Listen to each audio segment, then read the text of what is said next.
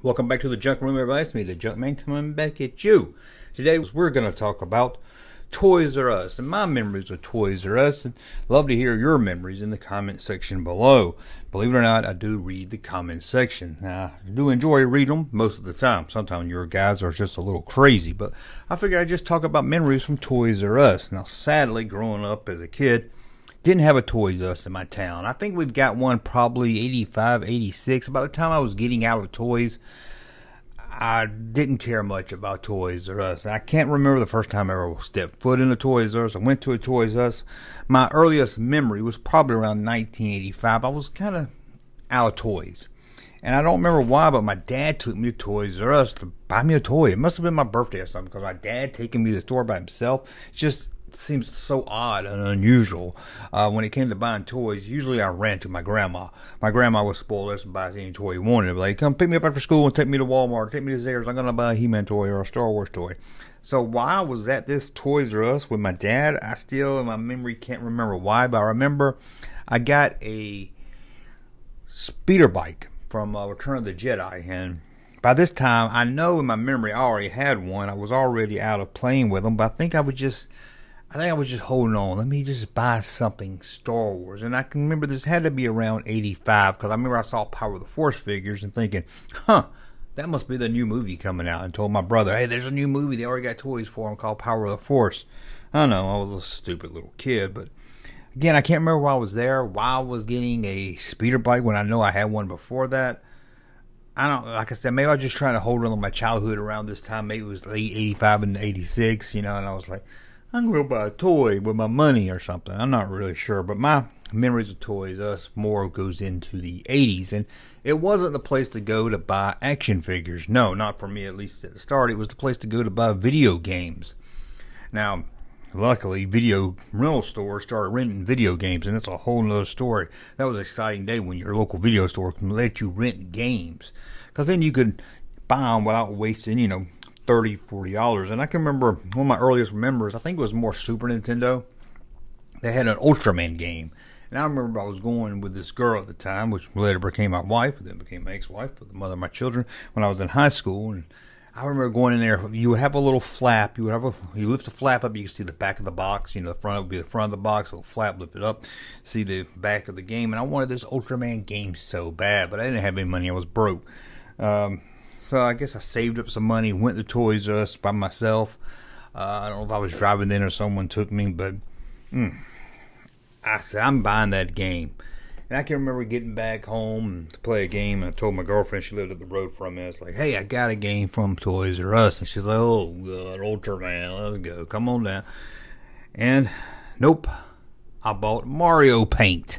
It just looked more fun. I got there, and I was like, man, Mario Paint. Cost a little bit more, had a mouse, but I'm playing it. It looked fun, and I enjoyed playing Mario Paint. I know it got some bad rep. People were like, why'd you buy that? That's stupid. But I loved Mario Paint. Me and her used to just draw pictures and everything. We had a really good time playing Mario Paint. And of course, in the early 90s, or when I started getting back into action figures, Toys R Us was the place to go. Don't you remember just walking into a Toys R Us? It was great. First, you would walk up, the doors would automatically slide open like you were on Star Trek or something, and that they had a big air thing at the top. It was just blowing your, just blow air in your face time you walk in. Now there seems to be one thing I didn't like about Toys R Us, and I don't think it was the case for all stores, but a lot of them, at least the one in my town, is they would feed you into one door, but you had to go out the other door by the checkouts. They knew what they were doing. They fed you up through the toys and everything. I always hated that, because there was lots of times I walked in those stores and I forgot my wallet, or I forgot something in the car, and I was like, now I got to go all the way around this little loop-de-loop, all the way out the front door just to get in my car and then back in. But luckily, I worked at Toys R Us for a few months. We'll get into that a little later, but I knew there was not really a button, like a sensor. You could wave your hand in front of those doors, and those doors will automatically open, or you could just pull them and stick your foot in, and it would jar it open. But I found out about that when I worked, and we had to go get the buggies, carts, I guess you call them, shopping carts, so we call them buggies in the South. So I would go get that, I would wave my hand in front of that little sensor, and the door would open, and I would go out the exit door. So that made it a lot better. But you remember that would feed you into one door and feed you out the other door? Now, like I said, that might have been all Toys R Us, but it was at least my Toys R Us. But it was my go-to place in the 90s when I started collecting action figures. I mean, it's the first place I saw Batman animated series figures. I remember I had a friend, he owned a comic book store, and he was like, if you see these, let me know. And I went to Toys R Us, and there they were, just a whole 4-foot section. And I was like, I got to get these. Who didn't love Batman the animated series in the 90s? I wanted all the villains. Now I wish I bought Batman. I didn't buy Batman. That's the one that's worth the most. But I remember going, they had a payphone up near the front of the store. Was it in the bathroom? No, I think it was near the front of the store, if I remember right. But anyway, I went to a payphone, put my quarters in, called the guy at the comic book store. He's like, hey, this is the comic book store. I said, hey, get the Toys R Us. They got all the Batman figures. And he's like, do they have Two-Face? Do they have Joker? I was like, they got them all. They got them all. And he's like, buy them. I'll pay you back, and I'll give you a little extra for your time. Well, not buy them all. Just buy. He wanted like 2 of each or something. And I was like, I ain't got that kind of money. You know, I wasn't even working then. So I had a little bit of money, not much. And I said, well, I think I had about $50 in Jeffrey bucks. Now, if you don't know Jeffrey bucks, you were not a collector in the early 90s, because Jeffrey bucks, man, that saved our life. Because, you know, I guess we go into a Toys R Us, we'll see something we want, we buy it, we take it back home, and you're like, oh, dang, I bought that 2 weeks ago, I forgot about that. Or you're like, I really didn't want that for my collection. As long as you got in the box, you take it back. If you didn't have a receipt, they'd give you Jeffrey bucks. It was just money that you could spend at Toys R Us, and it looked like a dollar bill or something that had Jeffrey on it. And I can remember us, me and my buddy Russ, we would just have wads of these. Like we have a big gangster roll in our pocket of these Toys R Us, fake Toys R Us money. I remember going to the comic book store, like I said, the guy that owned the comic book store, and he would sell them. He would give us cash for them, because he knew he would go to Toys R Us, buy stuff to resell at his store. So if I bought $30 worth of these Jeffrey bucks down there, he would give me $30. Or a lot of times he'd give me store credit. That guy was always trying to give you store credit. Oh, if you brought anything in, he wanted to give you some store credit for it. It's like, I don't want store credit. I want something so I can feed my mouth. Please, I'm hungry. But then I started working at Toys R Us. Oh, that sure did change. That was my dream. I was like, oh my God, I remember going up to the customer service counters, like, do you got an application? This manager was standing right there when I asked. His name was August Sakarakis. Russ, if you're listening to this, you know what I'm talking about. August Sakarakis. I think that's how you say his name. That's how we always said it. And we like saying August Sakarakis. You'll hear me and Russ laugh about that name. We'll say, Sakarakis, Sakarakis, because we just love that name. But he was up there and he's like, you have any retail experience? I was like, no, I never even had a job before. I guess the retail experience I have is buying stuff at Toys R Us, because I do a lot of that. And it's like, well, are you still in school? I was like, yeah, I'm still in school. Got like another year or something. So he said, well, fill out the application and bring it back. So I filled out the application. I don't know how you read it. My handwriting's terrible, so I'm surprised. But I handed it to him. He was there when I came back, August Sakarakis. I said, here you go, August Sakarakis. Here we go. And then he got a phone call from the Toys R Us. I was so excited. Not only would I get a job at Toys R Us, the best place in the world to work, at least I thought, I would also get access to a lot of toys, you know what I'm saying? And I would have money. That was the best part. I have money. I don't know what they paid me, probably $5 an hour. I'm not really sure what the minimum wage back then was, but it was summer. I was out for school, and here I was, Toys R Us, my dream job. Showed up, got me a vest, Toys R Us vest. Man, I could not wait. August Sakarakis was there. It's like, hey, welcome to Toys R Us. We had a little break room back there in the back, and made us watch this. I think it was like 4 of us all started about the same time. Watch this horrible video about working at Toys R Us is fun. I was like, oh, come on, let's get onto it. Let's get to the action figure aisle. Let's go in the back room and pull some action figures out. That's all I wanted to do. But I never really fit in. Maybe I've never been one for small talk, or it's like I'd go back to the break room. You know, we get a break, go back to the break room. You'd be there, just sit by myself back there somewhere. You didn't have a phone in, so I just sit by myself. Wait till my break was over and want to get back out there. So I never really connected with him. But there's one guy named Willie back in the back. He used to put bicycles together. Me and him kind of talked. But for the most part, I kind of kept to myself. I don't think the Toys R Us managers kind of like that. Then they put me on the register. And I said, don't put me on the checkout register. Please don't put me on the checkout. I'm horrible at math. I'm horrible at counting. Don't put me on there. And then they would get mad at me because my cash register would come up either short or over. They never really got mad at me when I was over. But they always get mad when we were short. So I think they learned after a few weeks, don't put him on the cash register. It's going to screw everything up. So they stopped doing that. But I liked at night when it was almost over, time to close down, they would do what we do, pull up, where you go down each aisle and just pull everything to the edge, make it all look nice. And I like that. I was kind of by myself. I could pull up these toys by myself. It was usually like 2 or 3 of us at near closing, and, you know, I would always pick the action figure side, of course, and I was straightening them all up and everything. I can remember one time I did get in trouble because I took down all the, I don't know what it was, maybe it was Star Wars figures. I think it was. So I took down all the Star Wars figures on the peg because they had them just thrown up there in pegs, and I put all the Stormtroopers on one peg, all the Princess Leia's on one peg, all the Darth Vaders on one peg, and Akasaka Rockets didn't like that. He said I was wasting time, and I got wrote up for that, for wasting time. I don't know what that means, wasting time while on the clock. And then I got in trouble for talking. That's right, I got in trouble for talking to customers. They said I was spending too much time with my friends. Now, so what happened is, I don't know what they're talking about here. Some collectors came in. I did know them, but I wasn't really like friendly with them. I just knew them from the comic book store. I was like, hey, I've seen you before. I know you've seen you at the comic book store. You dress up like the Crow and stuff. So I would sit there and talk to him. He was like, hey, do you have Iceman? Iceman was really a big thing. Or do you have this? Do you have that for that? And I was like, let me go check the back of the box. Now, I would check in the back of the box for anyone that asked me. We weren't supposed to. Because it was, if you couldn't get the full box out, you couldn't. You had to leave it in the back. You couldn't put it on the shelf. But I would take a figure from the shelf, swap it with the back. The case is still full, and the collector gets his. I can remember talking to these guys, and they would ask me, hey, what's this? You got this? And all this stuff. And maybe we did talk a long time. I don't think we talked real long. 10 minutes probably at the most. I might give you 15. I doubt it's 15. And Agasaka Rockets didn't like that. I guess he walked by a couple of times. He said, there you were at the store. You supposed to be working. You're sitting there talking to your friends on the toy aisle. I'm like, no, I wasn't. So then this other guy came down. I don't know who his name was, but he looked like Rick Moranis. So I said, whenever I meet somebody, my first thought is, who does this look like? Who do they look like? I always think, who do they look like? I guess it's a way to remember people. And who did Agasaka Rockets look like? He looked like Rich Hall, the Snicklet guy from not necessarily the news. But anyway, this other guy came down. He came down with a woman. I don't know who they were. They must have been some kind of Agasaka Rockets kiss their ass, and Agasaka Rockets don't kiss nobody's ass. So they must have been pretty high up. But I remember that guy was like, he had me go into the bathroom and clean the bathroom with like on hands and with a sponge. I was like, y'all got a janitor for this? I can't remember. He made me clean the bathroom. One day they made me come in early that day and everything. Oh, I didn't like that. I can remember. But going to the back, I was like looking at the boxes, man. I had so many Iceman hid back there. Surprised anybody in that town had an Iceman.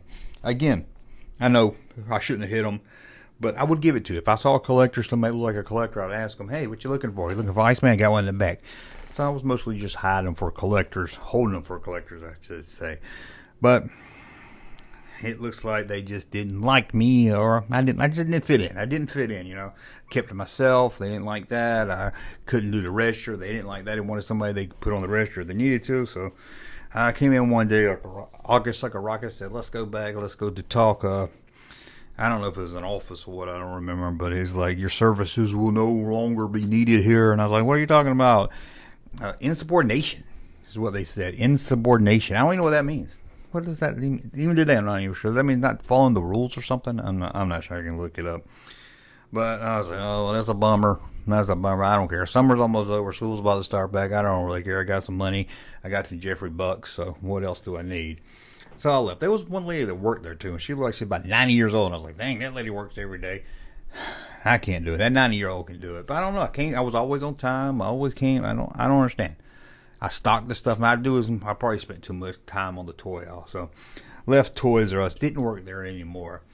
And it's funny because about 2 years later, no, not even that long, maybe a year later, I got a job with Hasbro, part-time Hasbro job. I was merchandiser rep, and I had to go into Toys R Us, and we would reset the game of the month. And the game section, they had this every month. They would change out, like Monopoly's game of the month, Chertigo's game of the month. It was always fun. So we do that. We stock the store, make sure the stores, not just Toys. We go to Walmart, Target, like I said, Toys R Us, Roses, wherever they sold service merchandise to make sure the new toys were on the shelf. They were following their rules. These stores pay for end caps, make sure the end caps are set, make sure everything looks nice. And we would always like a check-off list of stuff we had to do. And eventually I would get Russ to come do it with me. We both had a part-time job doing Hasbro. I don't know why they just didn't give me full-time. I would have loved it if it was full-time. I would have stayed with them. Had this boss named Thad Blackstone. Was it Blackstone? Yeah. Blackstock, sorry. Thad Blackstock. If you're listening, everybody knows Thad Blackstock. Yeah. He always looked out of the corner of his eye when he wrote stuff on a pad. But anyway, I walked back in there and I was like, oh man, Agasaka Rockets is going to see me come in here. He's going to fire me. Is he going to get mad that I'm back? Or is he going to like, hey, I remember you? But apparently by the time I got back, August Ruckus was gone. I don't know whatever happened to him. I don't know if he moved. A couple of the employees were still there. I mean, this lady named Dot, she was still there. She's like, hey, didn't you used to work here? And I was like, yeah, I worked here for a summer. So then I got to go to Toys R Us again. Got to go back. And by this time, we had 2 Toys R Us's. We had one that was, well, that was about 15, 20 miles away, but it was still local Toys R Us. So I got to check out 2. And again, I got to go in the back and go through all the boxes and everything. And I know this will be more Toys R Us memories, but it's my Toys R Us memories, I guess. But man, I remember whenever a new movie came out. I remember they would take that lobby, the big summer movie, and it would be huge. It would be all kinds of stuff right there. Just, like Godzilla come out, just a whole wall of Godzilla. The Phantom Menace came out, tons of Phantom Menace stuff. And as Walmart started to grow and have more toy sections, I'm going to be honest with you, Toys R Us turned into a toy museum. I would go to Toys R Us and see what the latest toy was, what was out. And as the internet grew more than just Walmart, I bought less and less at Toys R Us, and I think that's everybody's problem. Toys R Us was overpriced, but I can understand it's specialty shop. All specialty shops usually high, but compared to Walmart, it was higher prices. Online, it was higher prices, and go to Toys R Us, I would usually look to see what I wanted, see if I really wanted it, and then I would go, online to buy it. I think we've all done that, and it's put the death knell. But I had a job, more of an adult life here. I was married and everything. I had a job where I was out of town a lot. I would go out of town I would go out of town sometime four nights a week, leave on Monday, come back on Friday, do it all over. And I covered 3 states, so that was a lot of fun too, because I would go out of town. The first thing I would do when I get done with my work is go to the next town. Let's say I left my town. Let's say I would end up in, Hilton Head, South Carolina. I remember I had that store. First thing I would do they have a Toys R Us? Do they have a Walmart? Do they have a Target? Let's hit them all. Oh, Borders. A few stores have Borders. Books A Million. Whatever they had, I would go to Toys R Us. I even like the mall. I would look for a mall. I loved to walk around the mall. I never knew what you find. Suncoast, you find a local shop selling movie posters or something. I loved wasting time at the mall. But I would ask, if I saw Toys R Us, I was there. They all looked alike. But I would end up just walking around Toys R Us, not really buying anything, because again, it was overpriced and I knew I could find it. But it was a lot of fun. I'm not really on the road now, as you can see. I used to do videos. You used to see some of my videos where I would do them in hotel rooms because I was on the road so much. I had a lot of different jobs where I was on the road a lot. For about 10 years, I was all on the road a lot.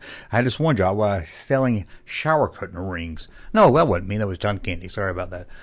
But I don't know what else I got to say about Toys, but I love Toys. I do miss it. I should have bought stuff. Maybe they still be around if more of us bought stuff instead of just using them to go in to look around. But hey, sometimes you did find stuff. I remember walking in there and finding a Black Series speeder bike with the trooper on it. The box was damaged, and they had it on sale because the box was damaged. And I think this thing was probably $30, $40, and they wanted like $10 for it. So I was like, yeah. So you would find some good stuff there.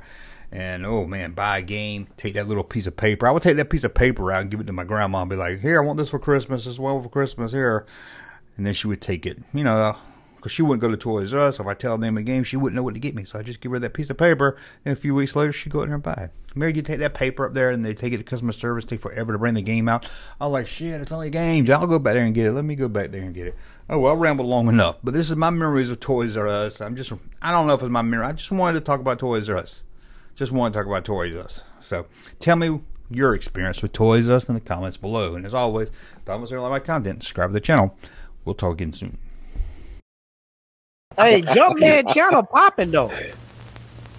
Thank you, sir, for that unsolicited testimony.